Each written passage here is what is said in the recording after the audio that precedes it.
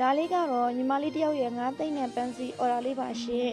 ချစ်ရတဲ့အမေအတွက်မွေးနေ့လက်ဆောင်လေးလာမပေးတာဖြစ်ပါတယ်ရှင်ချစ်ရတဲ့မေမေရေ Happy Birthday ပါနော်လူလိမ္မာရေးကြရှိတဲ့သမီးမျိုးရထားတဲ့အတွက်ခံကောင်းပါတယ်ရှင်ဒီနေ့ကျရောက်တဲ့မွေးနေ့မှာစပြီးစိတ်ချမ်းသာကိုကျန်းမာပါစေလို့မမင်းဘက်ကဆုတောင်းပေးလိုက်ပါတယ်ရှင်မိဘဖော်တည်တဲ့ညီမလေးရေအ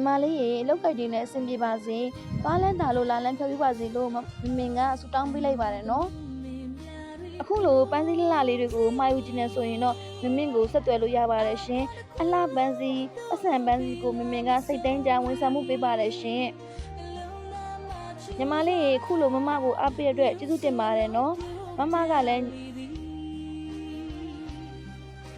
စေတနာမြတ်တာတွေထည့်ပြီးတော့အလားဆုံးဖြစ်အောင်ဖန်တီးပေးထားပါတယ်။ခုလိုဖန်တီးခွင့်ရတဲ့အတွက်လည်းမမကအရန်ကိုဝမ်းသာပျော်ရွှင်ရပါတယ်ညီမလေးကျေးဇူးပါနော်။